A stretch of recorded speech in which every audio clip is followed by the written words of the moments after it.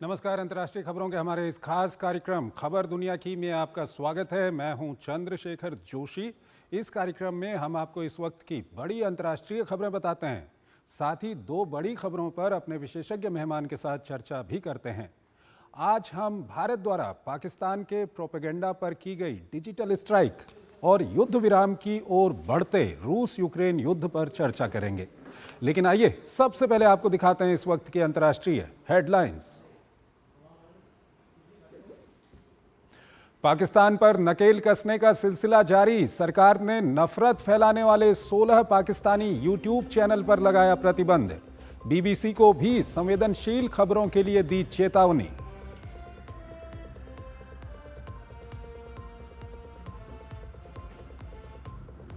देश की सुरक्षा की दिशा में एक और बड़ा कदम। फ्रांस के साथ 63,000 करोड़ के 26 राफेल मैरीन लड़ाकू विमान सौदे को मिली मंजूरी।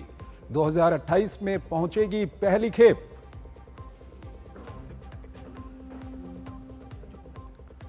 रूसी विक्ट्री डे के मौके पर 3 दिन के सीज फायर का ऐलान 8 मई से होगा लागू।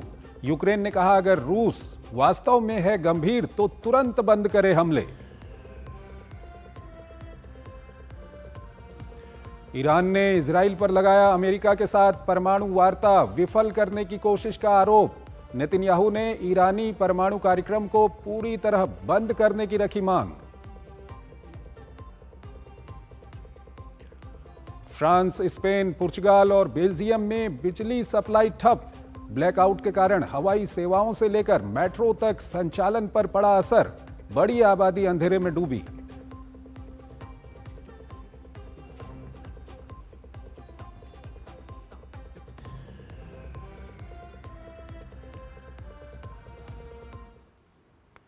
और आइए पहली बड़ी खबर की ओर आपको लिए चलते हैं। कश्मीर में आतंकी हमले के बाद भारतीय सरकार पाकिस्तान के खिलाफ लगातार कड़े फैसले ले रही है। पाकिस्तानी प्रोपेगेंडा को फेल करने के लिए भारत ने एक और बड़ा कदम उठाया है। भारत ने पाकिस्तान से चलने वाले 16 यूट्यूब चैनलों को भारत में प्रतिबंधित कर दिया है। इससे पहले भारत सिंधु जल समझौते को निलंबित करने के साथ साथ पाकिस्तान के खिलाफ कई कूटनीतिक कदम भी उठा चुका है। आतंकी हमले की बीबीसी द्वारा की गई कवरेज पर भी सवाल उठाए गए हैं। ये रिपोर्ट देखिए। 22 अप्रैल को हुए पहलगाम आतंकी हमले के बाद से पूरा देश आक्रोश में है। आतंकियों की धरपकड़ के लिए लगातार कार्रवाई जारी है। मामले की जांच में जुटी एनआईए के सूत्रों से मिली जानकारी के अनुसार हमले के समय आतंकवादी सैटेलाइट फोन के जरिए अपने आकाओं से संपर्क में थे। बताया जा रहा है कि बैसरन घाटी में पर्यटकों के लिए वीडियो रील बनाने वाला एक वीडियोग्राफर राष्ट्रीय जांच एजेंसी का अहम गवाह बनकर सामने आया है। कहा जा रहा है कि जब फायरिंग शुरू हुई तो ये युवक जान बचाने के लिए दौड़ा और एक पेड़ पर चढ़ गया, लेकिन उसने हिम्मत नहीं हारी और पूरी घटना को अपने कैमरे में कैद कर लिया। इस वीडियो से आतंकियों के मददगारों तक पहुंचने की उम्मीद की जा रही है। उधर सरकार आतंकियों और उसके आकाओं को सबक सिखाने के लिए लगातार एक्शन मोड में है। पाकिस्तान के साथ हर तरह की वीजा सेवाएं रद्द करने और सिंधु जल संधि को निलंबित करने के बाद दूसरे कई अन्य विकल्पों पर विचार विमर्श किया जा रहा है। इस बीच रक्षा मंत्री राजनाथ सिंह ने प्रधानमंत्री नरेंद्र मोदी के साथ बैठक की। इससे पहले कल सीडीएस ने रक्षा मंत्री से मुलाकात की थी। हालांकि पाकिस्तान है कि अपनी नापाक शरारतों से बाज आने के लिए तैयार नहीं है। पहलगाम आतंकी हमले के बाद से पाकिस्तान प्रोपेगेंडा वार पर उतर आया है। पाकिस्तानी न्यूज चैनल और यूट्यूबर्स इसका हिस्सा बन गए हैं। भारत ने पाकिस्तान की इस नापाक साजिश पर पलटवार किया है। भारत के खिलाफ दुष्प्रचार में लगे उसके कई न्यूज और यूट्यूब चैनलों की बोलती बंद कर दी गई है। भारत ने सांप्रदायिक रूप से संवेदनशील सामग्री, झूठे, मनगढ़ंत और भ्रामक और गलत सूचना प्रसारित करने के लिए 16 पाकिस्तानी यूट्यूब चैनलों पर प्रतिबंध लगा दिया है। इनके कुल 63 मिलियन सब्सक्राइबर हैं। ये प्रतिबंध गृह मंत्रालय की सिफारिश के बाद लगाया गया है। इसमें प्रमुख समाचार आउटलेट और पत्रकार शामिल हैं। प्रतिबंधित किए गए समाचार प्लेटफॉर्म में आउटलेट डॉन, समा टीवी, ARY न्यूज, बोल न्यूज, रफ्तार, जियो न्यूज और सुनो न्यूज के यूट्यूब चैनल शामिल हैं। पत्रकार इरशाद भट्टी, अस्मा शिराजी, उमर चीमा और मुनीफ फारूकी के यूट्यूब चैनल भी प्रतिबंधित किए गए हैं। जिन अन्य हैंडल पर प्रतिबंध लगाया गया है उनमें द पाकिस्तान रेफरेंस, समा स्पोर्ट्स, उजैर क्रिकेट और रजीनामा शामिल हैं। वहीं पहलगाम आतंकी हमले को लेकर बीबीसी की पक्षपातपूर्ण कवरेज पर विदेश मंत्रालय ने कड़ी आपत्ति जताई है। दरअसल बीबीसी ने अपनी रिपोर्टिंग में आतंकवादियों को मिलिटेंट्स बताया है। विदेश मंत्रालय ने बीबीसी को पत्र भेजकर विरोध दर्ज कराया है। पत्र में बीबीसी से कहा गया है कि वो अपनी रिपोर्टिंग में संवेदनशीलता और सटीकता का पालन करे। विदेश मंत्रालय ने चेतावनी दी है कि बीबीसी की रिपोर्टिंग पर भविष्य में बारीकी से निगरानी रखी जाएगी। भारत सरकार ने साफ किया है कि आतंकवादियों के लिए मिलिटेंट्स जैसे शब्द अस्वीकार्य हैं और ये देश की भावना के खिलाफ हैं। और इस खबर पर ज़्यादा बात करने के लिए हमारे साथ जुड़ रहे हैं अनिल कुमार त्रिगुणायत, विदेशी मामलों के जानकार हैं, उनसे हम बातचीत करेंगे। अनिल जी, बहुत बहुत स्वागत है आपका हमारे इस कार्यक्रम में। पहला सवाल आपसे यही है कि जिस तरह से ये आतंकी हमला हुआ, आतंकवादियों ने वहाँ पर कायराना हरकत की, उससे पहले क्या हो रहा था? उससे पहले हम देख रहे थे कि पाकिस्तान के अंदर में जो सोशल मीडिया है वो बलूचिस्तान की बात करता था, खैबर पख्तूनख्वा की बात करता था, लेकिन एकाएक सारा जो पाकिस्तानियों का सोशल मीडिया है वो भारत के खिलाफ जहर उगलने लगा। ऐसे में आज का ये जो कदम उठाया गया है भारत सरकार की ओर से, किस तरह से आप इसको एक्सप्लेन करना चाहेंगे? देखिए, जैसा आप जानते हैं चंद्रशेखर जी के पाकिस्तान और चीन और काफी देश जो है एक समथिंग इसको बोलते हैं ग्रे जोन वॉरफेयर। तो वो डिस इन्फॉर्मेशन कैंपेन को और ज्यादा बढ़ाते हैं, बार बार जो वो कहते हैं उसको बार बार प्रकट करते हैं, उनके सारे रिप्रेजेंटेटिव वही बातें बोलते हैं। तो वो डिनाई करना चाहते हैं कि जो भारत के अंदर एक दर्दनाक और एक वहशियाना हरकत हुई उनके द्वारा जो चलाए हुए टेररिस्ट ग्रुप्स थे, उनके द्वारा जो वहाँ पहलगाम में हुई घटना, उसको वो उस तरह नहीं दिखाना चाहते हैं। तो ये बड़ा मैं समझता हूँ सटीक कदम है सरकार का कि जो YouTube या इस तरह के जो इंटरनेशनल चैनल्स के ऊपर जिसका बहुत बड़ा सब्सक्रिप्शन है, जैसा आपकी लिस्ट में भी बताया गया है कि उनको रोक दिया गया। ये बहुत आवश्यक है क्योंकि हमेशा एक नैरेटिव बिल्डिंग करने की कोशिश की जाती है और सच को छुपाया जाता है, झूठ को आगे बढ़ाया जाता है, और ये पाकिस्तान इस मामले में काफी माहिर है और उन्होंने कोशिश की है, तो ये बहुत जरूरी है। दूसरी चीज मैं समझता हूँ कि जैसे बॉर्डर के ऊपर में कई बार वहाँ के सिग्नल्स आते हैं, मेरे को लगता है कि जरूर उन्होंने जैमिंग की होगी वहां से, क्योंकि उससे भी काफी कुछ लोगों को पता लगता रहता है उधर की तरफ क्या हो रहा है, और वो उन्हीं लोगों को भड़काना भी चाहते हैं इस तरह की हरकतों से। तो मैं समझता हूँ कि बिल्कुल एक कॉम्प्रहेंसिव रूप में हमारी जो होम मिनिस्ट्री और हमारी जो इंफॉर्मेशन और ब्रॉडकास्टिंग मिनिस्ट्री, आईएनबी मिनिस्ट्री, उनको उन्होंने इसके ऊपर जरूर संज्ञान में लिया और इसको ठीक एकदम डिसीजन लिया है इसका, और आगे भी हमें बहुत विजिलेंट रहना है।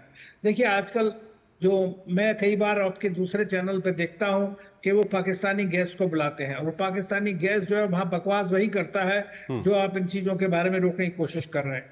तो हमारे मीडिया को भी थोड़ा बहुत सोचना पड़ेगा कि किस तरह का नैरेटिव वो वहां पर दिलाना चाहते हैं, क्योंकि ये जो झूठ बोलेगा आपके स्टैंड के ऊपर आकर के, हमने देखा था उनका जो फॉरेन मिनिस्टर पहले होता था, गोवा की मीटिंग हुई तो उन्होंने आकर के एक चैनल के ऊपर पूरा इंटरव्यू दिया और पूरा का पूरा हिस्ट्री उल्टा कर दिया, अपने आप को ऐसा देवता सा बना दिया। तो आप उनको ऐसा मौका ही क्यों देते हैं?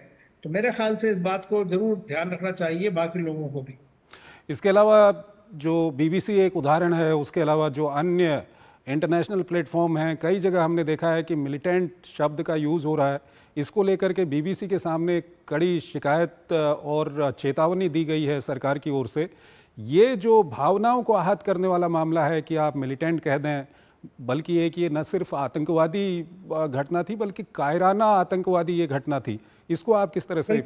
जी, बिल्कुल सही कह रहे हैं आप। लेकिन देखिए, आप हमेशा से याद रखिए कि ये जो पूरा कश्मीर का किस्सा, पाकिस्तान का किस्सा हमारे लिए जो नासूर बना हुआ है, उसकी जड़ तो अंग्रेजों ने डाली, और वो आपने उसका अगर आप देखें जो हेडलाइन उन्होंने दिया जिसके ऊपर विदेश मंत्रालय ने ऑब्जेक्ट किया है, तो मैं समझता हूं कि अगर वो अंग्रेजी सिखाने वाले दुनिया के अंग्रेज के ओरिजिनेटर हैं, तो जिस तरह का मिस्चीवियस एकदम मैं कहूंगा वो हेडिंग दिया उन्होंने उस चीज को कि भारत के अंदर अटैक हो रहा है और किस तरह का वो दिखा रहे हैं न्यूज। उसके बाद में मिलिटेंट की बात तो है, ठीक है, वो जो बोल रहे हैं वो एक इतने बड़ा स्टुपिडिटी और जानबूझ के है। ये ऐसा नहीं है कि कोई उनको अंग्रेजी नहीं आती है कि टेररिस्ट क्या होता है।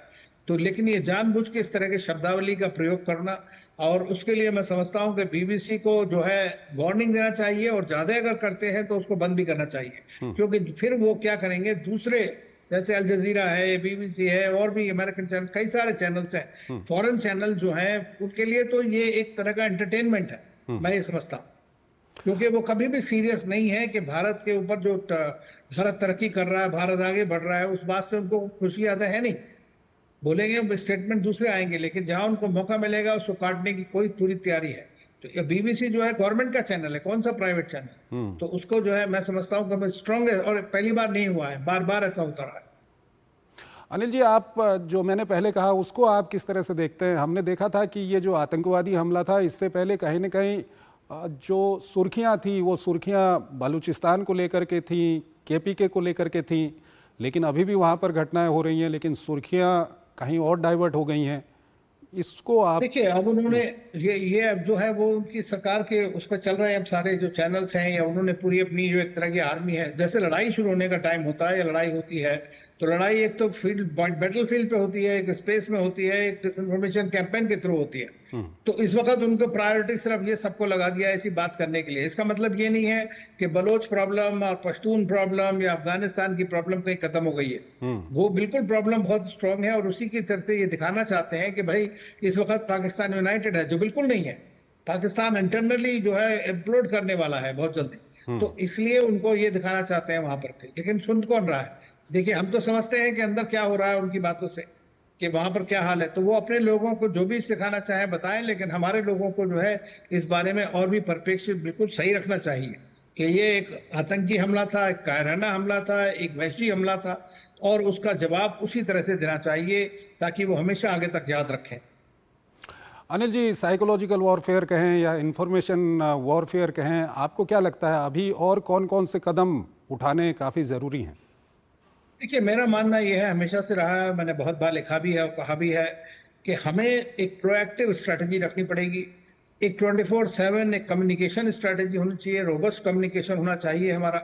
और जितने भी हमारे स्पोक्स पर्सन हैं या जितने भी हमारे लोग हैं जो इस बारे में कमेंट करते हैं, चाहे वो पुराने डिप्लोमेट्स हों या पुराने आर्मी के लोग हों या कुछ हों, उन सबको एक प्रॉपर तरह से इन्फॉर्मेशन बतानी चाहिए, और ताकि उनकी ब्रीफिंग हो, ताकि वो एक तरह का, क्योंकि सभी देशभक्त हैं, तो अपने उस तरह की बात वो कंप्लीट करें, और वो ज़्यादा अच्छी तरह एनालाइज कर सकते हैं और जवाब दे सकते हैं, लेकिन उनको कुछ राइट काइंड ऑफ नैरेटिव हमें क्या है वो बताना चाहिए। तो मैं समझता हूँ कि हमें एक continuous strong robust communication policy अपनानी चाहिए। ठीक है अनिल जी, आप हमारे साथ बने रहिए। एक और महत्वपूर्ण खबर है, उस पर अभी हम आपसे बातचीत करेंगे, लेकिन हमको यहाँ पर एक छोटा सा ब्रेक लेना होगा। एक छोटा सा ब्रेक लेते हैं, एक छोटा सा ब्रेक। सस्ते वाले दाल मसाले स्वाद हुआ बेकार, एमडीएच की हल्दी मिर्ची धनिया करे कमाल, ये रंग दे, ये खुशबू दे, ये तीखा, ये कम पड़े, क्या निराला एमडीएच मसाला। जब धरती चीर कर निकलता है लोहे का पत्थर और मिलता है मोंगिया के जोश से, फिर तपता है, पिघलता है और बनता है फौलाद। अब होता है सरिया सारी खूबियों के साथ। मोंगिया स्टील, मजबूत देश का मजबूत सरिया। जो लक्ष्य चुना था समझ आने लगा है। जीएलए यूनिवर्सिटी, उच्च लक्ष्य की निश्चित प्राप्ति। अब आया असली स्वाद, अब आया स्वाद। जब स्वाद के पड़े हो लाले तो एमडीएच का चंकी चाट मसाला डालें। एमडीएच का चंकी चाट मसाला। एमडीएच।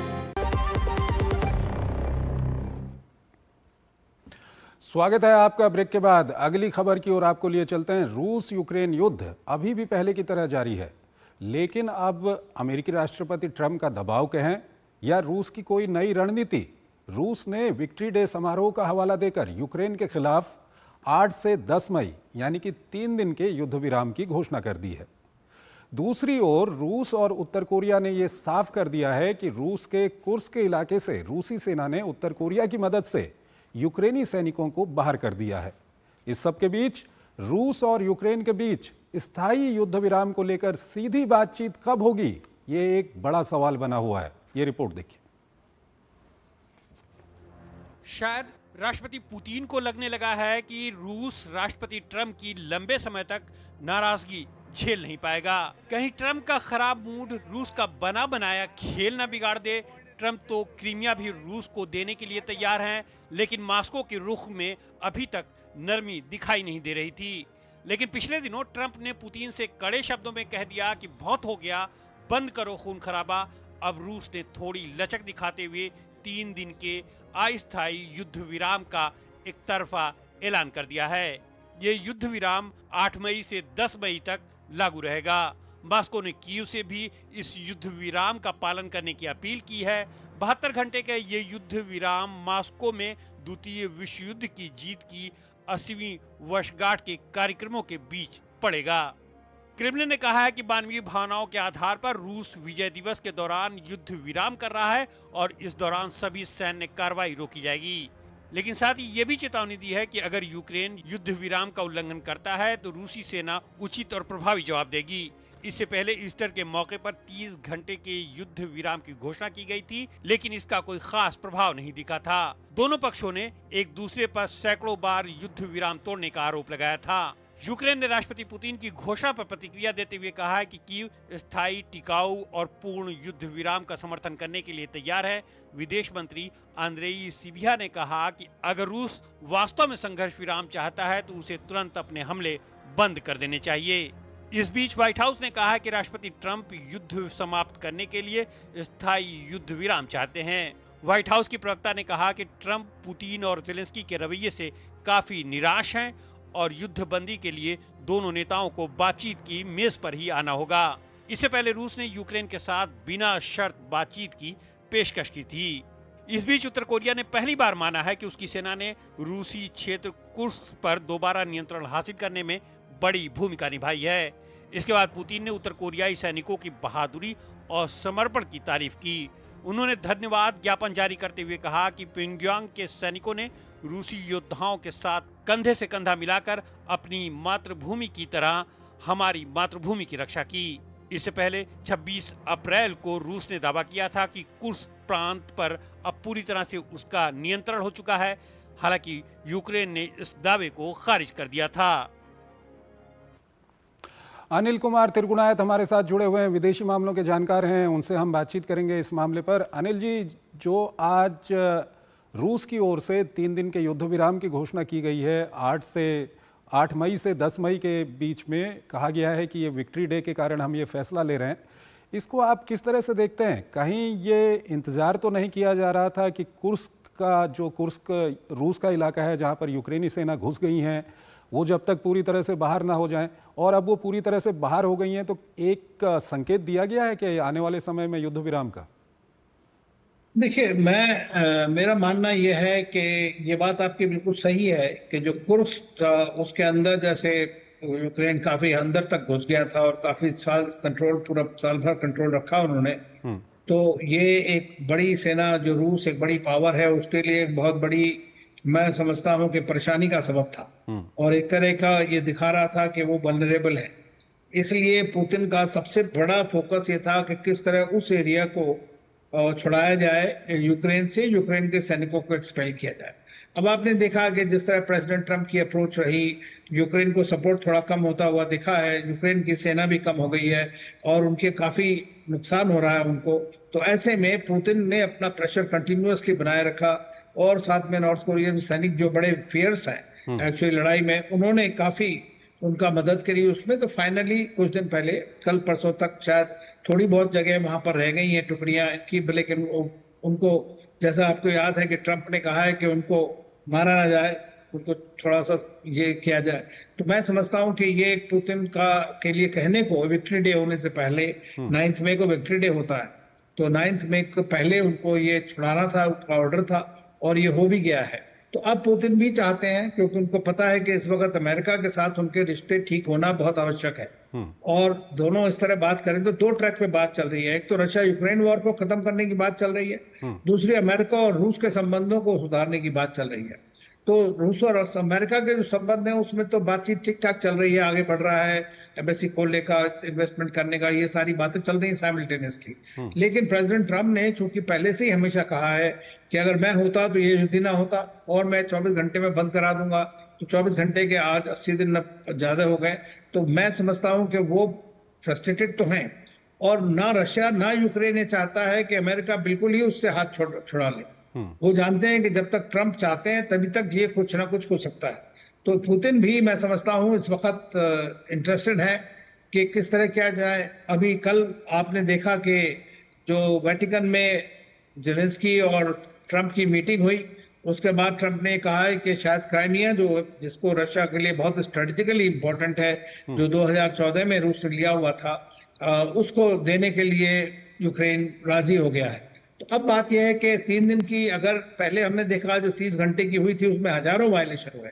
होता क्या है कि शॉर्ट टर्म सीज फायर में जो एकदम ग्राउंड पे बैठा हुआ आगे फ्रंट में जो सोल्जर है उस तक नहीं पहुंच पाती है पूरी तरह से ऑर्डर्स, और दूसरी तरफ से थोड़ा सा भी प्रोवोकेशन होता है तो दोनों तरफ फायरिंग पे दोबारा स्टार्ट हो जाती है। इसलिए लॉन्ग टर्म सीज फायर का होना बहुत आवश्यक है।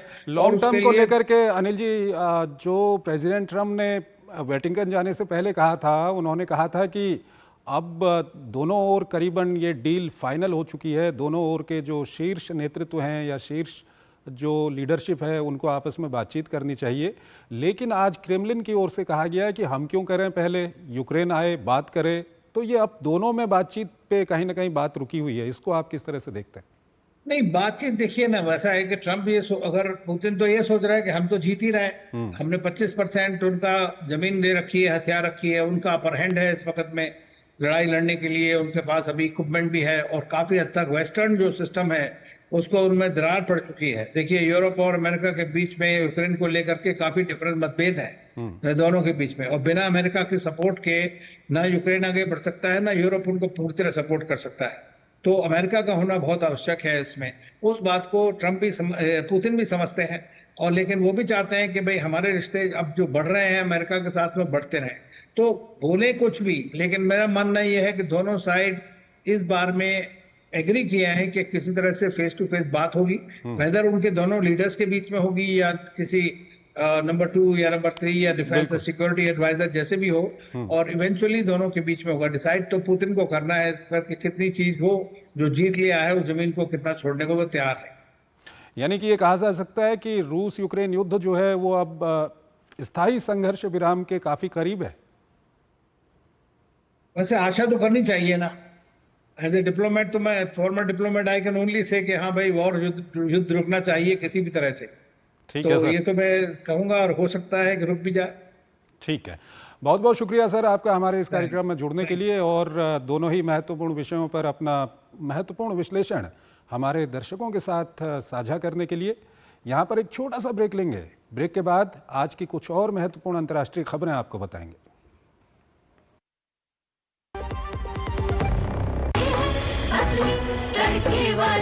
ये तो बड़ी समझदार, बड़ी होशियार।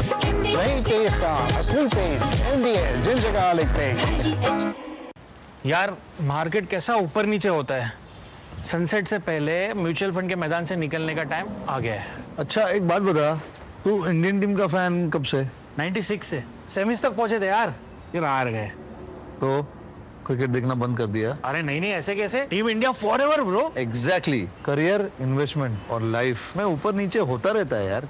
वो तो है, बस भाई डटे रहे, तभी तो अपने सपने पूरे कर सकता है।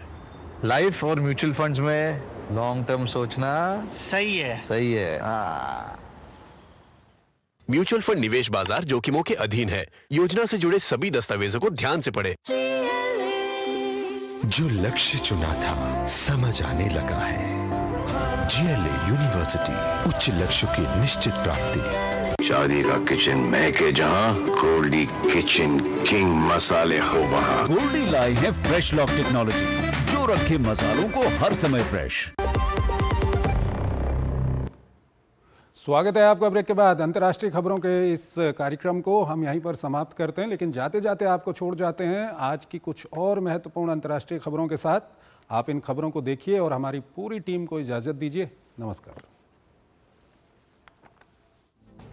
भारत लगातार अपनी सैन्य क्षमताओं में इजाफा कर रहा है। भारत और फ्रांस ने भारतीय नौसेना के लिए 26 राफेल मरीन विमानों की खरीद के लिए एक अंतर सरकारी समझौते पर हस्ताक्षर किए। रक्षा मंत्री राजनाथ सिंह और फ्रांस के सशस्त्र बलों के मंत्री सेबेस्टियन लेकोर्नु ने बड़े आईजीएस सौदे पर हस्ताक्षर किए। 22 सिंगल सीटर और 4 ट्विन सीटर विमानों का ये समझौता 63,000 करोड़ रुपए में हुआ है।